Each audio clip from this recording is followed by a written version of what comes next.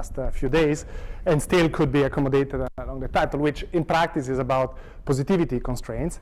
And on one hand, I'm a bit embarrassed talking about positivity constraint in front of this type of audience, given that most of the people I cite is you. But on the other hand, part of this talk is about a project which is deep into progress. So I take this as an opportunity for to exploit you to get the feedback. Okay, so one nice context in which to think about effective field theories is phenomenology and collider phenomenology. And in part because it's nice, well-defined, and you can produce whatever you want. It's a laboratory. But in part also because it's very useful. And the reason is that when you think about searches for physics beyond the standard model, the typical picture that you have in mind is this, in which we are making an experiment. In this case, it's like you throw together two protons, you get two electrons out, you observe something which matches very well with your standard model prediction given by these bands. And what you expect to see something that sticks out of it. And this is what you expect when you turn on a collider, for instance, because the first things that you would see when you access a new energy frontier is something easy to see, easily accessible. It will be the first signal that you would detect. But the reason why this is also very nice is because theoretically this type of resonances happens to appear in many of the models that we have in mind, weakly coupled models in which we can calculate and predict the type of physics this resonance would make very precisely. On the other hand, in the future things, well, from now on, would look very differently because we no longer have energy, but instead we're going to collect more and more data and basically measure the standard model with more and more precision.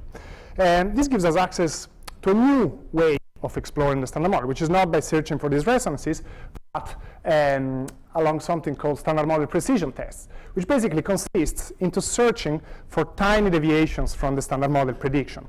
And the reason why these deviations should be thought to be interesting is that they can be associated with some new physics. Oh shit, it's cut.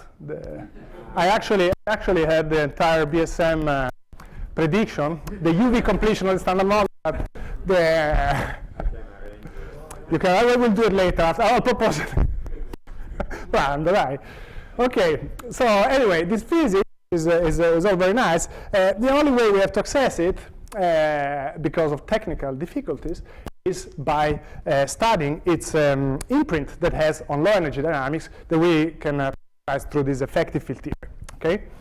And the nice thing about this is first that theoretically there's a dichotomy.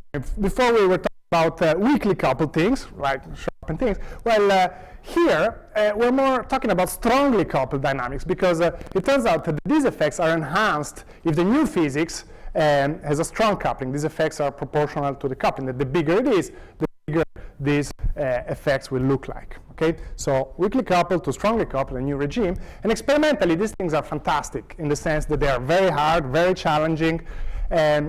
But because in particular at high energy distribution you have small statistics, it's harder to make measurements. But this is also where you expect much more improvement in the future. If you're dissatisfied because you didn't see the resonance so far and you think that the LHC will not pop out anything anymore, well, perhaps it will in this type of things, because here statistic will be gradually accumulated. There is no systematic ceiling that you're reaching with your precision. Okay. Anyway, so we do expect big improvements in these things, and this provides a very good and necessary context in which to discuss about effectiveness. Now, so this talk will be mostly about 2-to-2 processes, because that's when energy starts to play a role. You're non-resonance, so you're accessing high energy regimes, and it will be mostly about scalars, sometimes not, but it will be obvious, right? But so What is important from the point of view of a theorist is to understand what kind of effective field theories are possible. And in particular, if you have some departures that increase with energy because it's associated with one of these effective field theories effect, if it's positive or negative and interferes with the standard model, it makes a difference, because if it interferes negatively, it might be harder to observe because it will cancel reduce the number of events. Or if instead of growing like E squared, like you expect from the leading effective field theory effects, it grows faster, so it's softer, and then you can see that since this is always smaller than 1, this is M is supposed to be the cutoff of this theory, so energies that you will never be able to access. This is always smaller than 1, so these effects are also harder to observe. So you can think of these types of scenarios as some way in which the physics beyond the standard model is better hidden from us, and that's perhaps why we have not seen it yet. Okay. Similarly, if physics beyond the standard model does not interfere with us, also it would look like a bit like in this case. So it's important to understand what shape this beyond the standard model, what sizes these coefficients appearing in the amplitude can have, and also their signs. And from the effective field theory point of view, as you know, there is a rich zoology in which we can have a form of the amplitude. Particularly the simplest theory, like in the standard model, you have the most relevant effect, the marginal operators, which will be big, and everything else will be small, either because the scale is too big or I mean, that's just the way it is. But on the other hand, we know many contexts in which you can have different hierarchies between these coefficients. For instance, the Goldstone bosons are associated with non-linearly realized global symmetry, spontaneously broken, and so the Lagrangian is the leading interactions are associated with irrelevant operators, which lead to energy growing effect in the amplitudes. And this very symmetry also forbids the presence of the marginal couplings. Okay. So the type of amplitude that you would see for a Goldstone boson is something that grows with energy.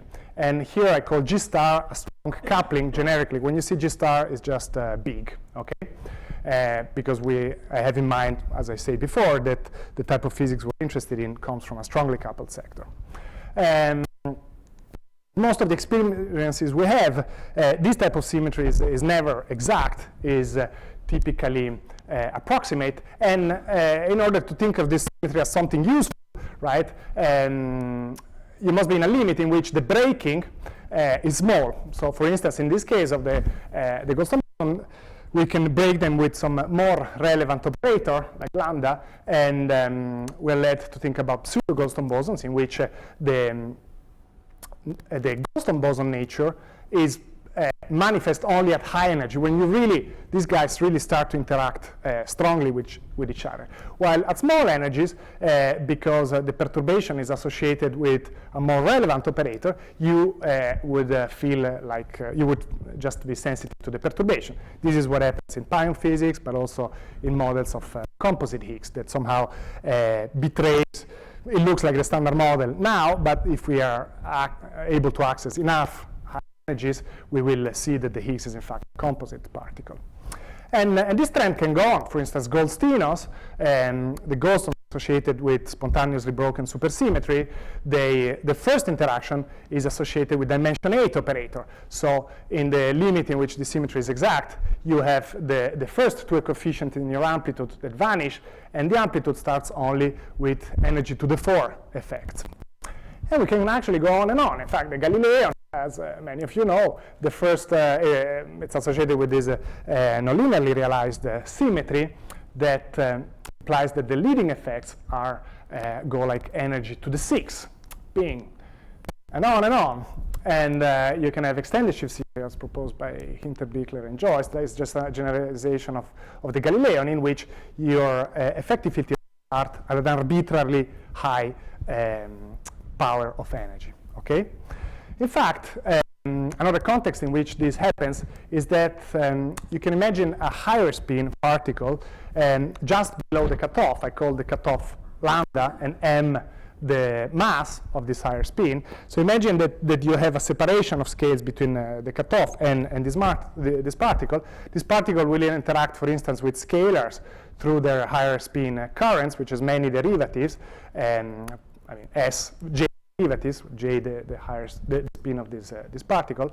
So the typical amplitude that the exchange of this higher spin at 3 level would mediate would also start at higher order. Now, higher spin particles are reputedly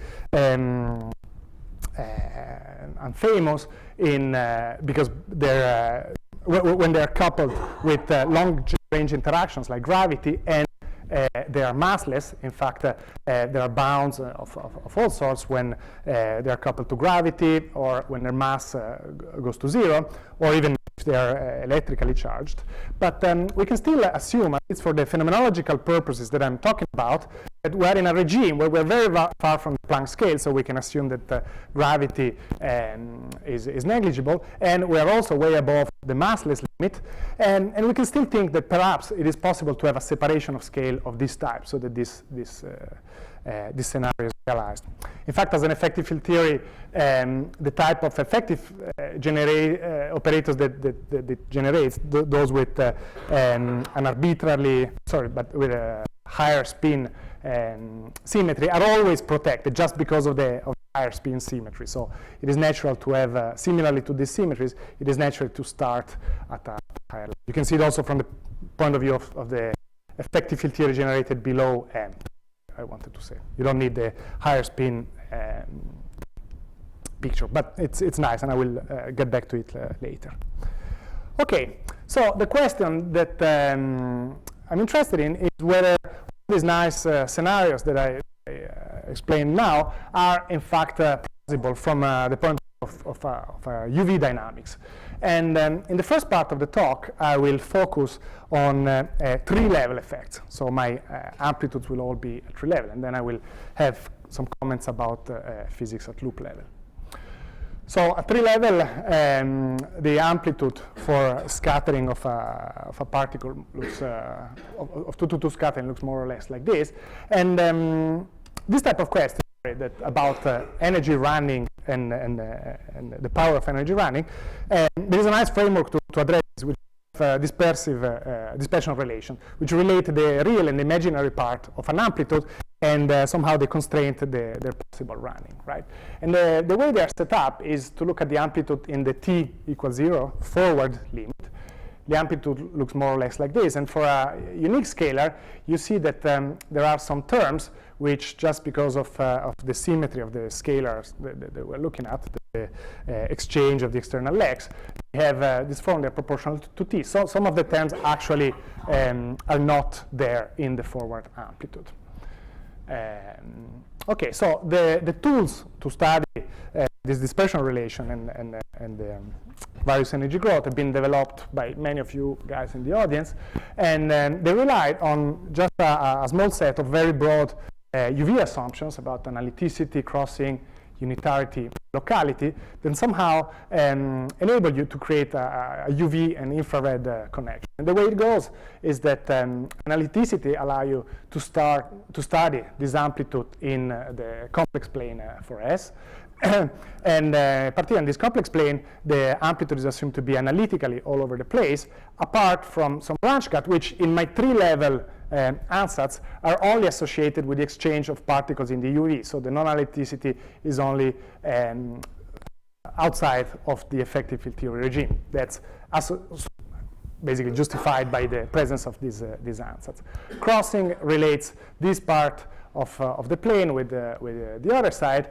Unitarity of the UV theory tells you instead that the imaginary part, the discontinuity along the branch cut, is proportional via the optical theorem to the total cross-section, which is positive. And finally, locality tells you that the amplitude at a very large S does not grow faster than S log S.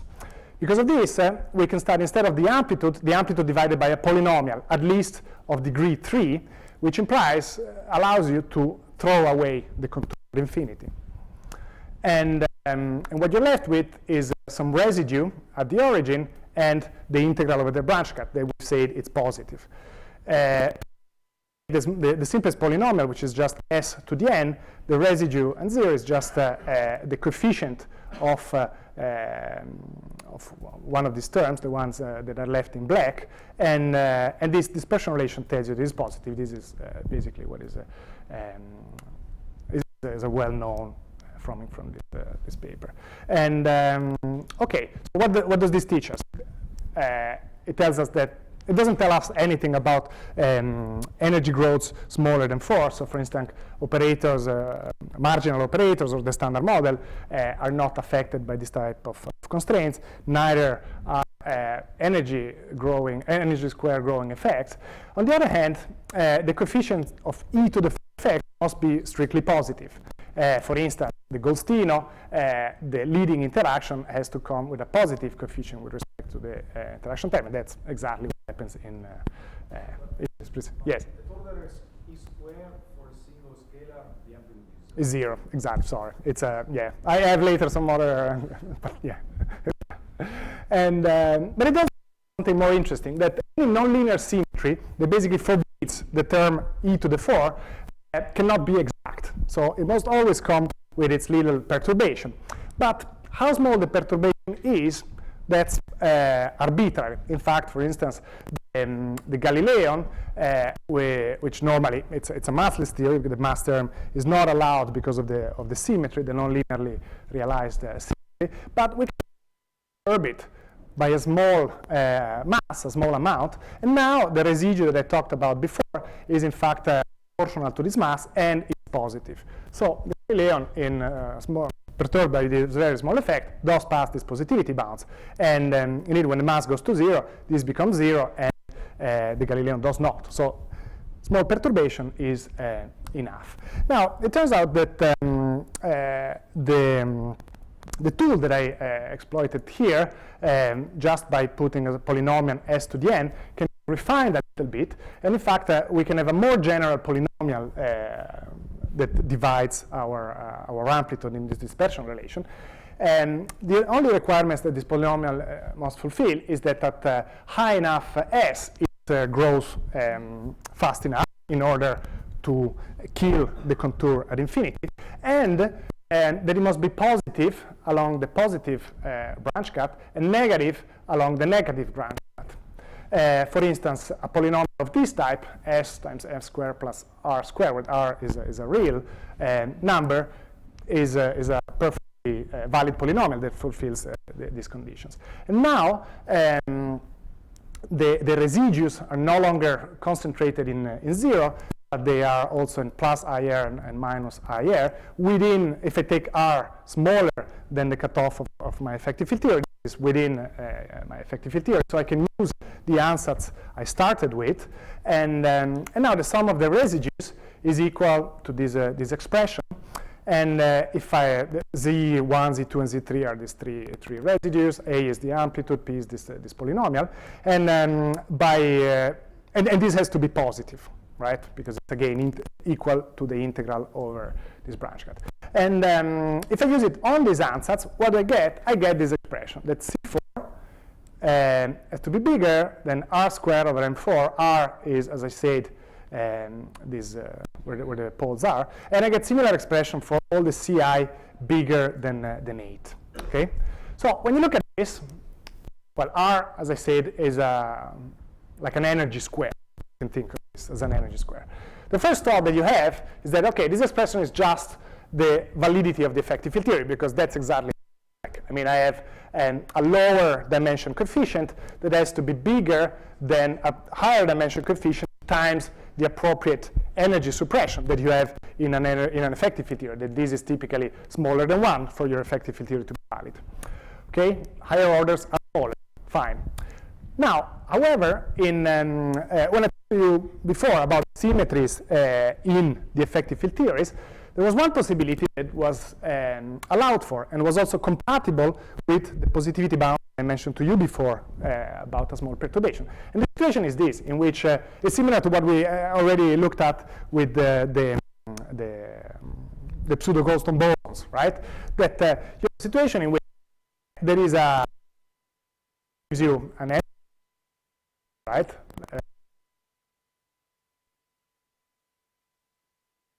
Now, in the case of the normal Goldstone boson, the small perturbation in the infrared was just a marginal operator. In this case, it's something more irrelevant compared to the really strong one. And the situation I'm talking about is the fact that the true nature of this particle associated with a strong coupling comes out only at high energy, but in the small energy is dominated by a small perturbation, right? This is the thing I've been saying from the beginning. So the situation is perfectly valid from the point of view of symmetry. And the interesting regime is the red one, where the true nature of your Goldstone particle comes out, okay? In order for the red part to exist, you need that at some stage the higher dimensional interactions starts to dominate on the small perturbation, right? And the condition is basically this, which turns out to be exactly the opposite as the one that we found above. So this positivity with this different polynomial tells you that this situation is forbidden. What you thought was a small perturbation, it turns out to be always bigger than what you thought was the large effect. So you're never in which your very soft theory shows its true nature. Perturbation is always bigger. For instance, one example in which you can see this more explicit is exactly this extended shift symmetries I mentioned before. The Lagrangian interaction were shown in this paper, and we can perturb it by a small mass. It's much more than the cutoff, and the amplitude takes this form. All coefficients, this is C4, is the coefficient of the energy to the 4 term. This is C8, energy to the 8. These are all positive, according in line with the positivity constraints. However, the relation I mentioned before implies that the maximum energy to which you can trust your effective field theory is given by this effect. So the maximum energy is twice the mass, which is not mass of a range. And in fact, if you go to higher symmetries, so softer, even softer interactions, the maximum energy to which you can trust this thing shrinks further down, and at some stage even becomes below the actual mass of the particle. So there is no regime in which your effective field theory can actually be used as you thought. Good. The regime of validity of this thing shrinks to 0. And still, this picture, terms which are proportional to t, like for the Galilean, that the leading interaction is S2, vanish at t equals 0 and somehow elude this type of constraints. So the second part of the talk will instead orbitate around loop level effects. This is work totally in progress. Yes? In your derivation with this capital R, yeah. What is capital R? I mean, how large can you choose it? So in this construction, I chose it as large as possible within the effective field theory validity. So somehow the definition of R is the distance from the origin at which I can still trust the original ansatz, right? Whatever, at which I can trust this thing. So somehow it's the definition at which the effective field theory is valid. You can make some more refined argument. From the center. To the cuts or not even there? No, from the origin now. Yeah, from the origin, but because in your picture it's exactly, the radius is exactly touching the cuts. Yeah, that's because the answer discussed so far was 3 level. So basically, I just assumed the cuts to start above lambda, right? But I mean, this is all pretty rough in this sense. But R, yeah, it's just assumed to be within this radius. So yeah, below the cuts in that sense. Because above the cuts, you're not sure you can trust your ansatz anymore. And so the discussion, yeah, this coefficient would have a different form. Okay, at loop level, what happens is that now your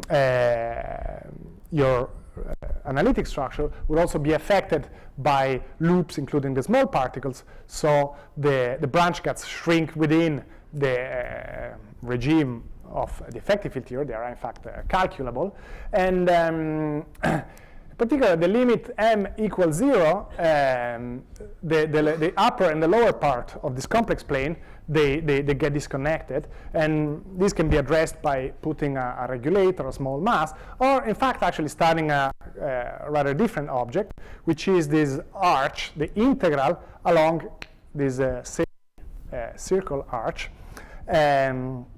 Again, the object we're studying is the amplitude divided by a polynomial along this contour now by analyticity, and the usual argument is related to this other contour r at infinity goes to 0 if my polynomial increases sufficiently fast. Positivity of the integral along the real axis is a bit, it's still there, but basically you don't get it because of the discontinuity here, but the relation between these two parts of the integral, and the idea is that you can relate the amplitude here by crossing to the amplitude down here, and then by complex conjugation up here, and this is the amplitude in terms of minus s, this is the amplitude of s, but since the integral here goes in the opposite direction than this one, you get a minus sign, and eventually, again, it pops out the imaginary part, and it's positive. Yes? Using this crossing, isn't it really equivalent to traditional regulator? Because to use crossing, you need to go to the cut. You mean that it assumes that basically the amplitude in the part below is the same, yeah. It's There's always the epsilon. If you put the I epsilon, they actually disconnect. Right. There's always, so the two branch can don't actually keep track of the epsilon. Right, so you, Not the regulator, talking the epsilon and the propagator. no, but for massless particles, specifically massless cut really starts from 0. Yeah. Right? And you can, it's An argument, you need to go from one sheet You're to right. another sheet. You have to be careful with the limits sending the I epsilon to 0 at the last stage. You're saying That the gap is should slightly compensate. below the real axis on the positive side. No, slightly no, above. but still, but crossing symmetry. No, but it's true. Otherwise, the thing below could be whatever, yeah. Here you want to use a same sheet. Yeah, and the polynomial, in order for this to be positive, had to satisfy this condition. I will not say much more about this, but I think there is a lot more to say, and perhaps to discuss over coffee. Anyway, these arches have a lot of nice properties. First of all, they are positive, just because the integral was positive. Their derivative with respect to the radius is negative. That's because the arch is an integral over a positive quantity by analyticity, and if you increase the radius, is less of an integral over a positive quantity. So it actually decreases because you're integrating along this, and the bigger the ring is, right, the less space you have for integration. So in fact, it decreases. And in addition to this, arches with more subtractions are related to arches with less subtractions by this relation, which is basically the analog of what I showed before that excluded the super soft theories. And the reason here is basically that the arch can be written as the integral from r to infinity of a quantity which is always smaller than 1, and the bigger n is, the smaller the quantity is. So hence that property. Okay, the context in which I want to discuss these arches is in for an ansatz at loop level for a U1 Goldstone boson. The ansatz has this form, and in particular now, in addition to the 3-level coefficients that we discussed before, s square, s4, and s to the 6, we also have some loop effects. So yeah, loop effects associated with some logarithmic functions. Here, here, here, and here. This is the, this is one loop, this is one loop, and these are 2 loop effects. And for these ansatz, the arches take this form. And okay, the first thing you see is that the first arch, you can send r to 0, the radius, and you're left just with C4. So positivity of the arch implies that C4 is positive. However, already for the second arch, you have a log appearing here. So when you send r to 0, you no longer are guaranteed that you don't have a positivity constraint of that type. So these CIs are no longer strictly positive if you follow just the positivity of these arches. On the other hand, the requirement, the derivative of these arches is negative, gives you this relation, which a one-loop part and a two-loop part. And the one-loop part depends on energy. It must be valid for all energies within your effective field theory validity. So we can take the energy to 0. And this tells us that the B8 is smaller than 0. B8 is basically the coefficient of the first log, the first running parameter in your Lagrangian. And this has to be negative. This implies that when you go towards the infrared, your coefficient that runs always becomes bigger. So it becomes more positive with respect to the three-level approximation that we discussed before. This could have seen also in other ways. Anyway, this expression, if we just limit ourselves to one loop, tells us that the second coefficient associated with the S6 power in the amplitude instead doesn't necessarily need to be positive. It can in fact be slightly negative, and so that the coefficient C12 can decrease in the infrared, but not too much. It is bound, the beta function for that coefficient is bound to be smaller than the coefficient of the B8, the first running one. So this relation is very similar to the one that I showed you before that excluded super soft theory, but instead constrains how fast things can run. And in an explicit situation in which you just have a U1 boson and you compute these expressions at one loop, you find indeed, of course, that the B8 is negative, and the next one happens also to be negative. So basically, the relation I found is trivially satisfied.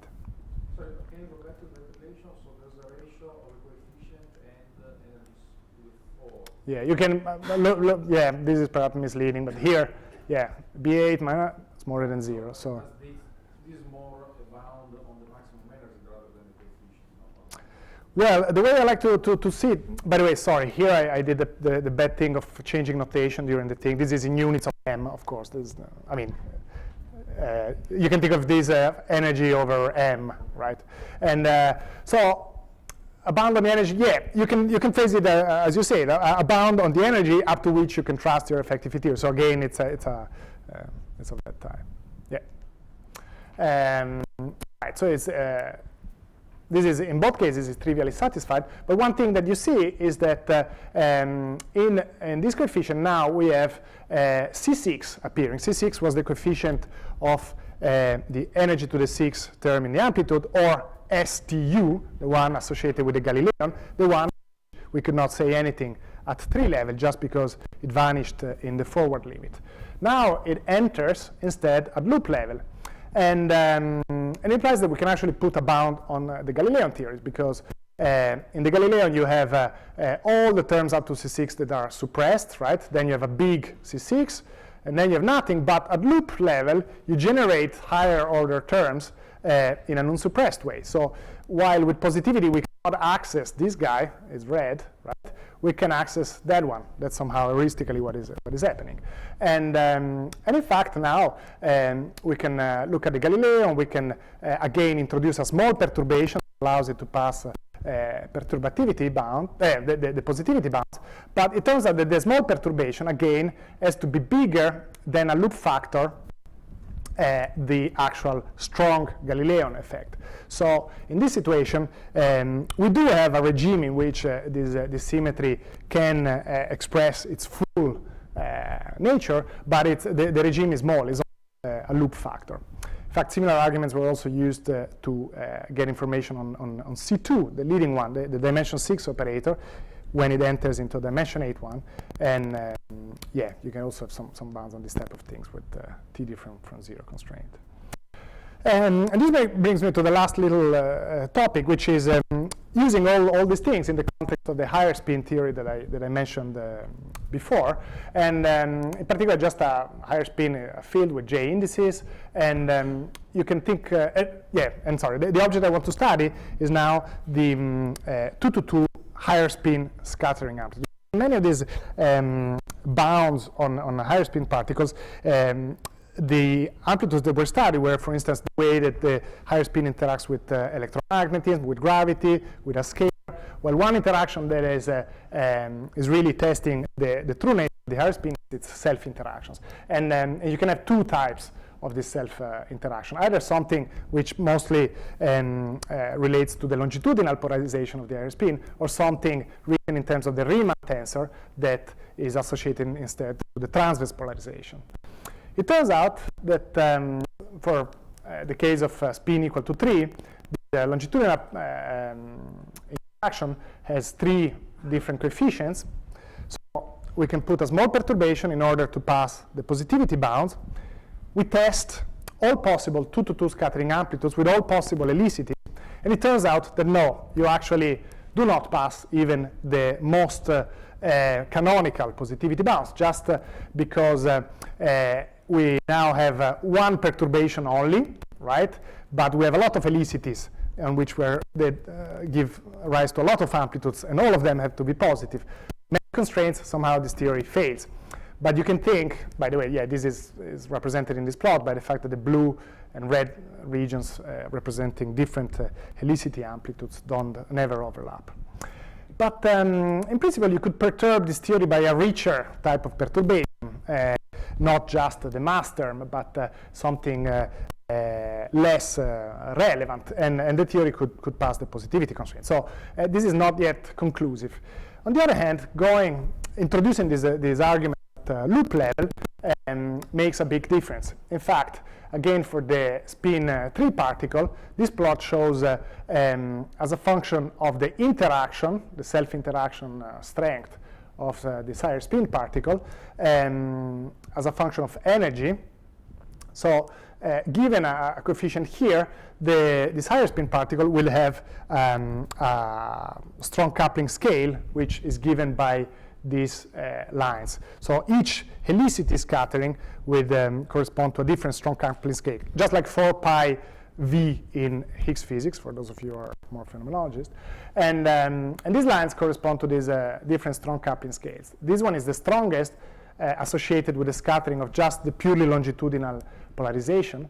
And the loop arguments that I presented to you bring this down to this lower line, so they give you stronger, given by this expression where the cutoff of the theory, as we were saying before, is the ultimate energy at which you can trust your theory. It's below the mass times this factor, which in the limit of j going infinity, so for very high spin, this factor becomes 1, and the cutoff is shrunk to lie within very close to the mass. And you have something similar for the transverse polarization. So the picture that I created to you before, in which you have a separation of scale between the cutoff of the higher spin and its mass, basically it's inconsistent with this type of constraints. And this is basically what happens in QCD, or atoms, or whatever we are used to experience in the context of higher spin particles. For j equal 2, yeah, I haven't put this here. There is a similar analysis. This is only valid for j bigger than 3. There's a similar argument with j equal 2, with a similar relation between the cutoff and the mass. I'm asking in that case, going to loop level, you improve on the standard bound. Yeah, you do. Yeah. You get much more, because basically you're accessing the standard bound. I don't know which one you refer to, but basically with going at loop level, you become sensitive to the strength of the interaction, which is something that with the normal positivity constraint you didn't have in there. Okay, so to conclude, super soft theories, which the energy scalings is like e to the 4n, have no regime of usage because of this argument I showed you, while the ones with different odd powers of s have a small regime of usage because they are addressed by this loop type of arguments. And in particular, as outlook, there's much more to look at. I think in terms of this infrared running at higher orders, I just presented to you the leading order, the first relation comes out, but there are many more things, many more polynomials to look at. And I think there is more information, but I don't know, I have all these relations there. I didn't have time to actually digest them for you. We can discuss them over coffee. Thank you.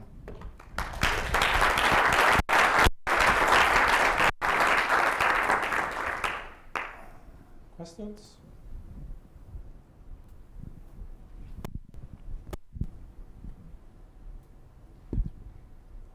Hi, Francesco. Thanks very much. Could you remind us, for the massless particles, the positive arches, Yeah. what happens with the semicircular arc at the top? What do you do with that guy? Sorry, what do you say? For the massless particles? Yeah, does that go all the way out to infinity? Ah, you Why- mean this one? Yeah, why does that vanish? Ah, when I no, have this a vanished just massless- because I'm suppressing it with by a polynomial. So you have to assume something about how the amplitude falls off at infinity, Yeah. even when I have a massless particle. Yeah, then it's no, in not fact, clear that I have no, the totally, Fossart you're mountain. totally right. Okay. Yeah, yeah. But that's, yeah, if I assume it falls off fast enough, I can just pick a polynomial and then yeah, it all works. Okay, Yeah, cool. no, no, Yeah, you're that's totally really cool. right. It's And T. maybe if I can ask just one more. So for the massive higher spin yeah, guys, there the symmetries are all abelian. Is that Yeah. right? sorry, yeah, I didn't specify Okay, this. Yeah, okay, we cool. basically looked at just at the type of interaction we look at is just r to the 4. So even if it's not abelian, the one that is relevant is just the abelian part of this. So yeah. we Okay, can, okay, I see. So do you expect there to be big differences if you looked at, well, for instance, this is related to the question about this being spin 2. I mean, if you did this for massive gravity, Yeah. and then the symmetry that you have in mind there is nonlinear diffeomorphisms, not just Yeah, no. linear. So these numbers don't apply directly to that case. But so we don't expect so much difference in the sense that if you have the 3-point interaction associated with the non-abelian thing, this will typically give effects which are softer, if I'm correct. So basically, this will give these are more likely to evade your bounds. These ones. So in that sense. Okay, cool. Thank you very much. Also, for all the flavors, there is no abelian. Yeah. Yeah. That's also. Other questions, comments?